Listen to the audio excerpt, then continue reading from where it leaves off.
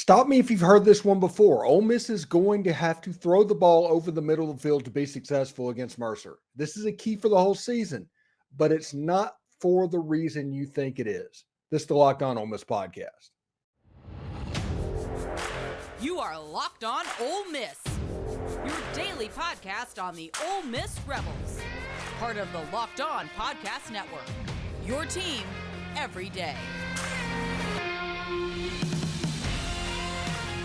Thanks for making the Locked On Ole Miss podcast your first listen every day. We're free and available wherever you get your podcast, including YouTube. We're part of the Locked On Podcast Network, your team every single day. Hello, I'm Stephen Willis, and this is the Locked On Ole Miss podcast. I do want to let you know this episode is brought to you by FanDuel Sportsbook. It's the official sportsbook of Locked On. Make every moment more. Right now, new customers can bet $500 and get $200 in bonus bets, guaranteed. Visit FanDuel.com/lockedon to get started. Also, this weekend, the Rebels play the Mercer Bears at Saturday at 1 p.m. Central. Jaxson Dart potentially will make his debut, even though Lane Kiffin is not naming him the starter. Catch every bit of the action with the Rebels hometown broadcast with SiriusXM on Channel 81 or the SXM app. Search Rebels. All right. So we're getting ready for a great game against the Mercer Bears. And it's not because that game is going to be necessarily competitive. And this is a game that if it's Ole Miss is only winning by 20 points in the fourth quarter, that's probably a problem. And we need to ask some questions about it. But it answers some questions that we've had during the offseason. And something that happened in the middle of last season, fairly early on, with Bill Flowers, who will be on the show, I think, Wednesday, tomorrow, was the passing across the middle of the field and the usage of the middle of the field and how it affected the offense as a whole. It caused me to go down a rabbit hole. And I've gone down this rabbit hole, and I've been on this topic more than anybody else. It's almost obsessive at this point. I get it, but that's just the way it is. But if you look at Jaxson Dart's numbers in the middle of the field, he was okay deep third. You know, he's about 30% down. He probably needs to improve that to about 40%. But the passer rating on the outside the numbers, was up over 128, 126 on both sides. The middle of the field, about 61. He was 10 of 33, 446 yards, 3 touchdowns, and an interception. That was only a 61% or 61 passer rating in the NFL. In that middle area, from 10 to 20 yards, kind of where the linebackers sit. This is the area we focused on. He was 10 of 56 for 510 yards, 3 touchdowns, 5 interceptions, had a 60.9 NFL passer rating. So we made decisions and we made assumptions based on that, me included, that Jaxson Dart had trouble in the middle of the field. But as we dug deeper in this, and you can tell I've had this information for a little bit because you saw what yesterday's podcast led with. Ole Miss had a problem last season in the middle of the field, and it wasn't Jaxson Dart. Okay? Now, we had one really good player. This is what Malik Heath did. Now, I'll put Jaxson Dart's numbers back up. He was 27 of 56, 510 yards, 3 touchdowns, 5 interceptions. Okay? That was his number in the magic golden area of the field that we're all going to pay attention to. If you look at Malik Heath, he was 15 of 22, 313 yards. It's nearly 60% of the yards, 3 touchdowns, 1 pick, 131 NFL passer rating. So whenever you have a middle of the field monster, Jaxson Dart utilized him effectively. And Malik Heath was the best receiver on Ole Miss's roster last year, even though we had a second-round pick that got taken by the Carolina Panthers. If you look at just production on the field, Malik Heath was the best wide receiver that Ole Miss had. Now, we'll contrast that with Jonathan Mingo. This is what Jonathan Mingo did. He was 4 of 15 in the middle of the field, 1 touchdown, 1 interception, 73.6 NFL passer rating, deep middle third. The middle of the field, that golden area that we were talking about, he was 5 of 19, 83 yards, 3 interceptions when targeting, had a 5.7 NFL passer rating. That is absurd. basically the best player on Ole Miss's team last year, and he was the alpha of that room, whether his production or anything else said it. Everybody else deferred to Jonathan Mingo. Jonathan Mingo was not good in that area. And the best player not being good in that area is probably more of what we think of what the middle of the field should be. And this is even with Jonathan Mingo lining up at tight end occasionally. Now, speaking of tight ends, Casey Kelly's zones. Look, that one is not good. This one's not good. Whenever Michael Trigg kind of got injured and flamed out, and the backup tight end was Casey Kelly, you can see that it was problematic. Between Jonathan Mingo and Casey Kelly, there was no production in the middle of the field. Even though Casey Kelly, who did not have a catch in that magic zone, he was 0 for 1, has a higher NFL passer rating when targeted than Jonathan Mingo did. This is interesting to me. If you look at Jordan Watkins, who was essentially a slot receiver that Ole Miss used in the slot, or I mean, a wide receiver that Ole Miss used in the slot because they didn't have anybody else. And Jalen Robinson did not pan out. We all remember going into the first game last season, Jalen Robinson was the penciled in slot wide receiver. Well, he did not pan out, and Ole Miss ended up having to move Jordan Watkins into the slot.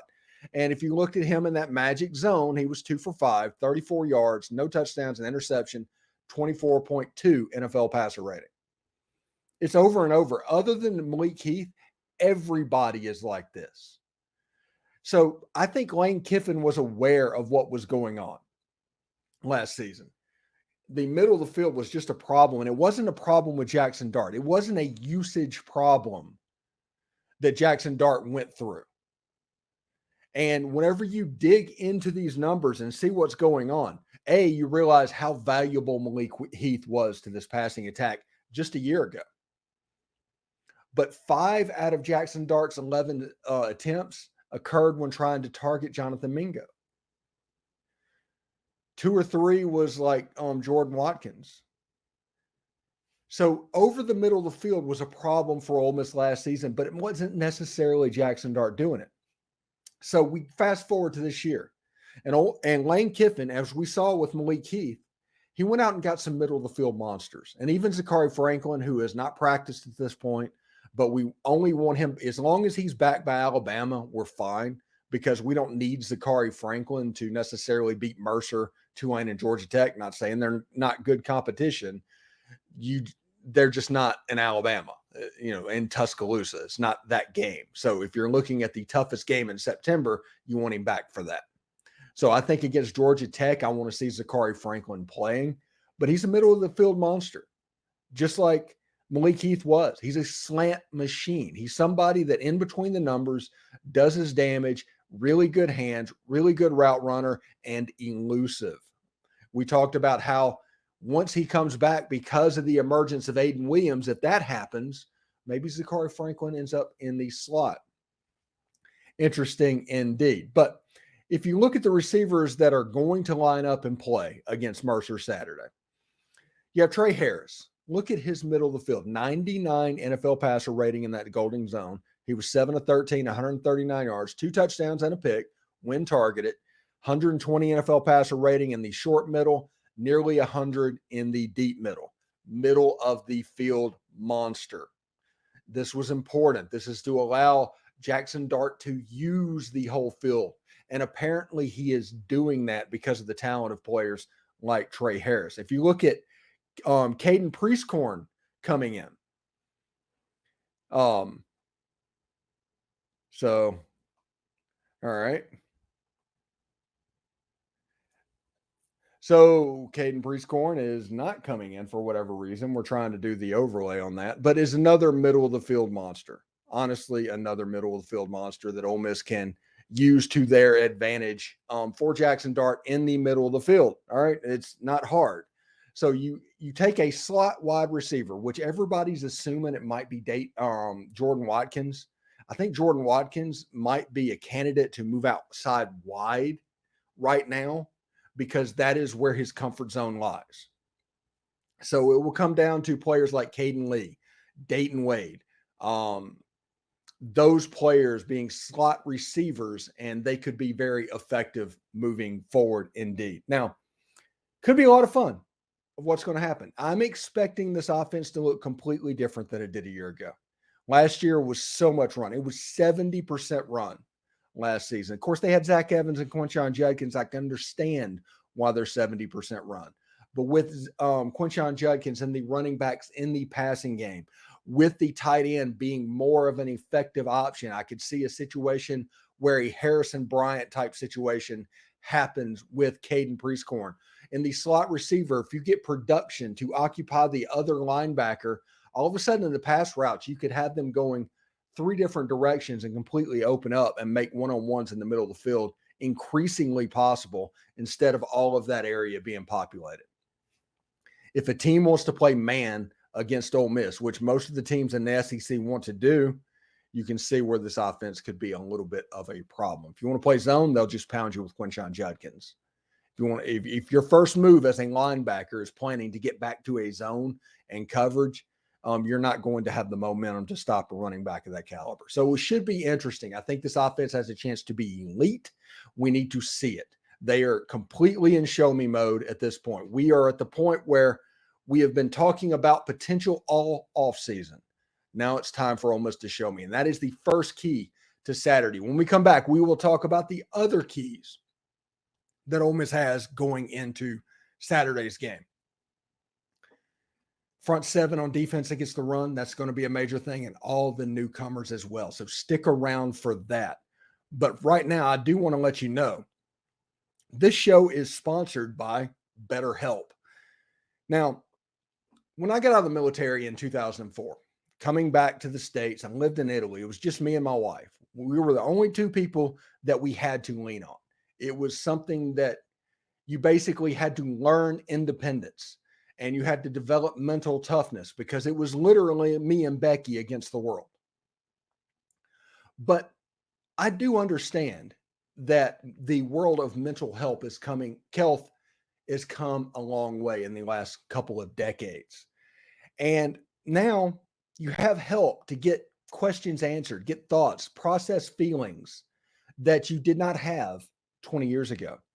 Sometimes in life, we're faced with these tough choices, and the path forward isn't always clear. You know, whenever I was getting out of the military, what was I going to do? Was I going to go back to school at Ole Miss? Was I going to enter the workforce? These are all questions that I had. Whether you're dealing with decisions around career, relationships, or anything else, therapy helps you stay connected to what you really want while you navigate life, so you can move forward with confidence and excitement. Trusting yourself to make decisions that align with your values is like anything. The more you practice it, the easier it gets. It's personal experience, right? It's entirely online. It's designed to be convenient, flexible, and suited to your schedule. BetterHelp is. Just fill out a brief questionnaire to get matched with a licensed therapist and switch therapists at any time at no additional charge.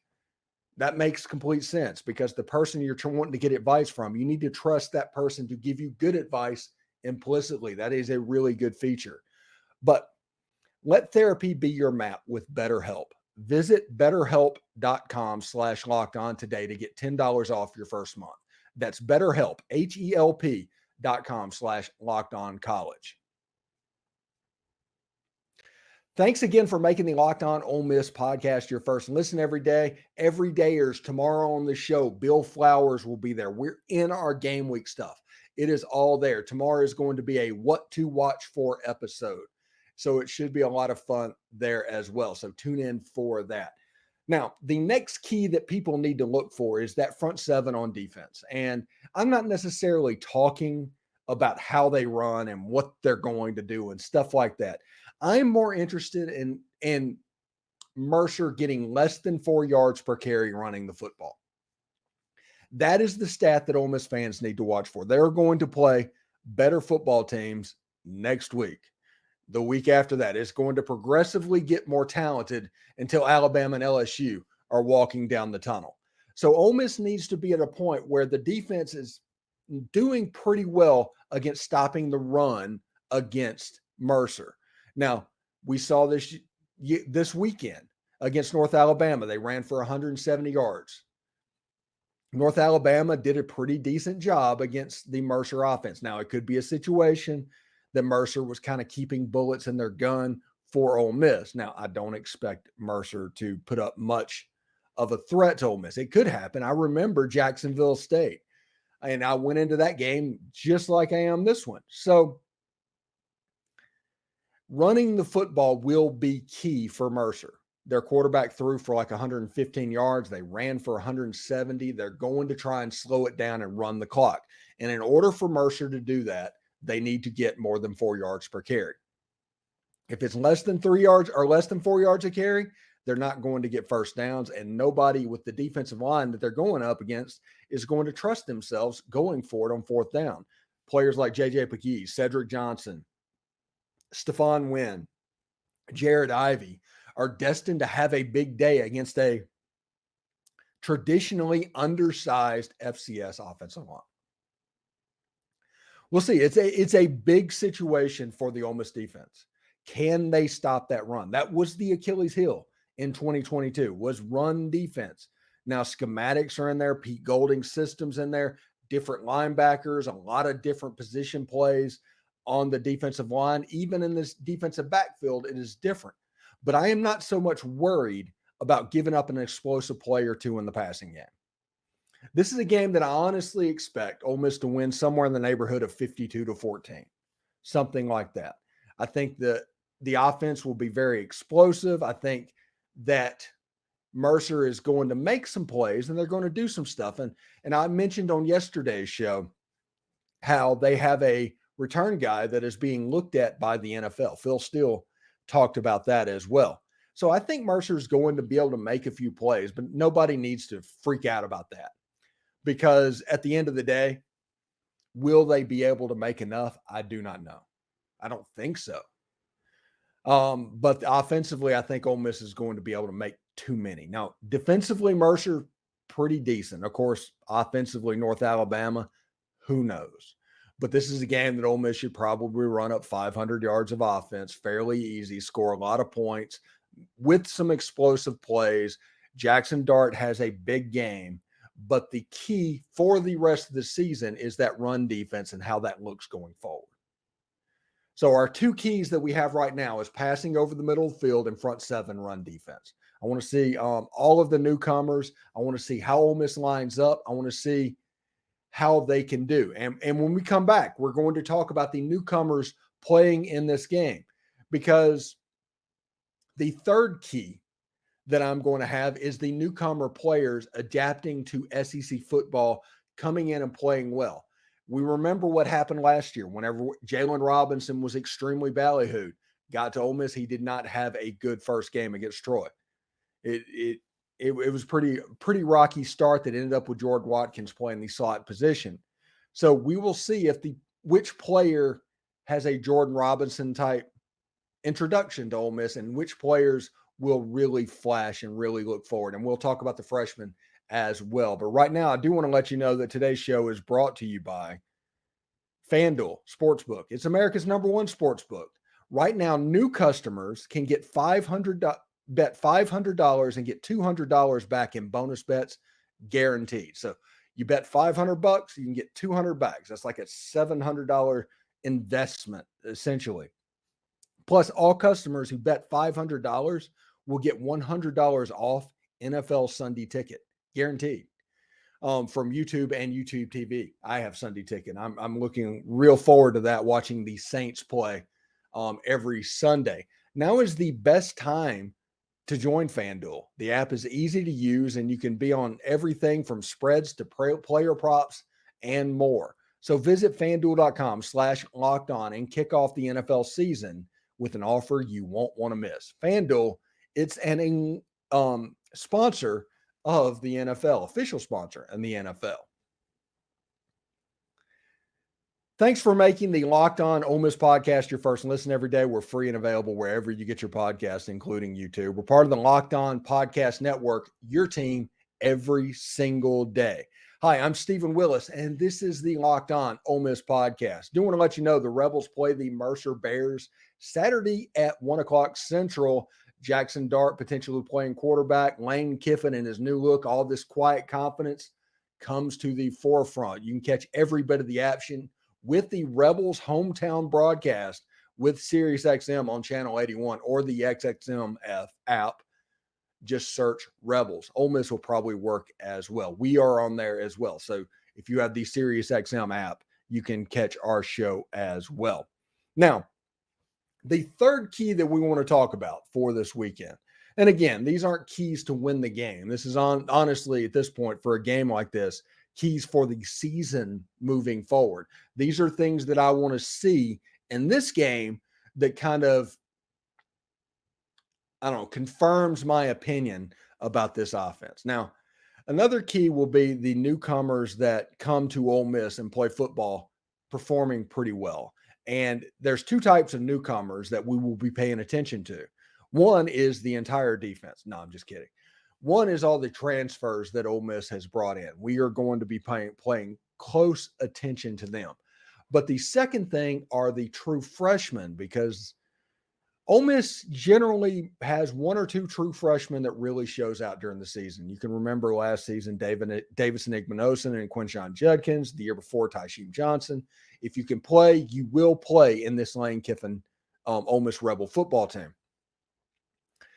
But we'll start off with true freshmen. And Suntarine Perkins is a player that I'm absolutely looking forward to watch. I got to see him in the Under Armour All-American game and the practices around that. He was absolutely the best player on the field. Whenever real football is played, he is absolutely special. The amount of playing time that he gets, though, in year one will be completely determined on what he can handle. It wouldn't make sense for Ole Miss to put him out there and he not be able to handle the situation he's in. It would cause a confidence issue. He would play slow. So if you're looking for development, it might be a situation similar to what Patrick Willis went through in 2003, to where the first year he plays very specialized things as the season moves forward. Aiden Williams, he was the star of the first 2 weeks of fall camp. I want to see what he looks like. Now, granted, he's going to be going against an FCS cornerback, but I do want to see what he looks like getting there. Without Zachary Franklin at practice in the lineup, he has a chance to go. Will it be Aiden Williams actually starting out wide? Will it be Jordan Watkins? Will it be Braylon Brown? We will see whenever the ball kicks off. Heck, we'll see when the ball kicks off who's playing quarterback. Technically, if you want to go by today's press conference or yesterday's press conference, where Lane Kiffin did not announce a quarterback. Now, in the running back, Jam Griffin, he is somebody that I'm looking forward to seeing spell Quinshon Judkins. He's a bowling ball, Maurice Jones-Drew style of running back. Offensive line, Victor Kern, Quincy McGee. I want to see what they look like on the offensive line. Defensive line, I mean, Isaac Ukwu, Stephon Wynn, those guys on the defensive front will be really interesting to see. Akello Stone. At linebackers, really important. We've talked about Suntarine Perkins, but you got Jeremiah Jean-Baptiste and Monty Montgomery and those guys in the middle of the defense on that second level. That's so important, because on most team sports, and nobody talks like this because people are, I guess, biased about their own sport, but most team sports, a spine is important. Like in soccer, your center backs, your central midfield, your central midfielders, and your forward are the most important part of your team. That's where the work's going to happen. In baseball, the catcher, the pitcher, the second and shortstop, and the center fielder, probably the most important players on your team. Football is no different. The most important players on that defense would likely be the defensive tackles, linebackers, the middle linebacker, and the free safety and strong safety. That'll be the most important part of your team. And if you look at the secondary, I mean, I like Zamari Walton. I like Deshaun Gaddy. I like John Saunders, Dejon Anthony. I like those guys as players, but they're just new. And we've had my episode talking about concern of how that looks. And newcomers wise, that's probably the most important part that will be answered on Saturday, is like who flashes as a newcomer, because against an FCS opponent, a player should flash. So if he doesn't, that's kind of noteworthy. So those are probably the keys against Mercer. And like I said, this is a game that I don't expect to have Ole Miss to have too much trouble with. I'm expecting 52-14, 45-7, somewhere around that. But if you want to look at the keys to the game that I am looking for, first of all, I want to see passing in the middle of the field. I want to see Trey Harris and Caden Prieskorn be what Jonathan Mingo and Casey Kelly was not. I want to see Trey Harris be what Malik Heath was, honestly. That is what I'm going to be paying attention to. Second of all, I'm going to be paying attention against that front seven on defense. That front seven is very important on defense and how Ole Miss attacks the run game. I want to see Mercer with less than 4 yards a carry running the football. If it's over 4 yards a carry, there might be a problem going into Tulane and something we have to rectify. Mercer, you had the most improvement between game 1 and game 2. Well, this is Mercer's second game. So what we saw against North Alabama, we're going to get a better product in game 2. Against Mercer, is going to be our game 1. We need no operational stuff and things like that. We have to play pretty sloppy for Mercer to be in this game. The third thing we're looking at is the newcomers and developing well as an introduction to the Ole Miss fan base. Who can we count on? Who is going to flash? Things like that. We can all remember last season against Troy when Quinshon Judkins came in and you just saw him run the ball and you're like, okay, he's different. And we all remember defensively what it looked like. Jared Ivey, those guys, okay, they're different. We need to see exactly what that'll look like. And most importantly, probably, Ole Miss needs to play a ton of players. Ole Miss needs to get to the point where the second half, we are all complaining about Spencer Sanders being in the game because we want Walker Howard and Austin Simmons to get reps. That's what Ole Miss needs. Ole Miss does not need to be in a fourth quarter game against Mercer. They want it as little play load as possible and get ready for playing on the surface of the sun against Tulane in a week. That is what this needs to look like. Anyway, thank you very much for making the Locked On Ole Miss podcast your first listen every day. We're free and, in fact, available wherever you get your podcast, including YouTube. We're part of the Locked On Podcast Network, your team, every single day. And don't forget, on SiriusXM, Channel 81, you can check out the home team broadcast with David Kellum and the folks talking all about Ole Miss football. It's on the SXM app as well. Just search Ole Miss Rebels. We're on there as well. So, relatively short episode, kind of to the point. As this week's moves forward, tonight we will have Pratt Rogers. Tomorrow we will have Bill Flowers. Thursday we will have Michael Bratton from That SEC Show. He will come on and talk all about that. And Friday we'll have Tom Vanderford. We also have Brian Smith that we're going to have to figure out where to put him. He might be a Saturday morning before the game type situation.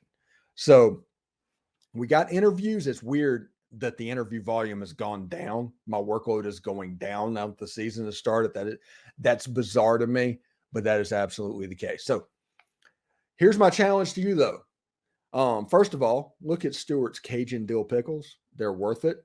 But second of all, tell a friend about the show. Get them to listen, because if we get one more listener per show, if everybody tells one person, all of a sudden this broadcast is in 5,000, 6,000, 7,000 listens per show. And that just increases our voice in the Ole Miss fan base, because our goal, absolutely our goal, is to be the dominant voice around Ole Miss sports moving forward.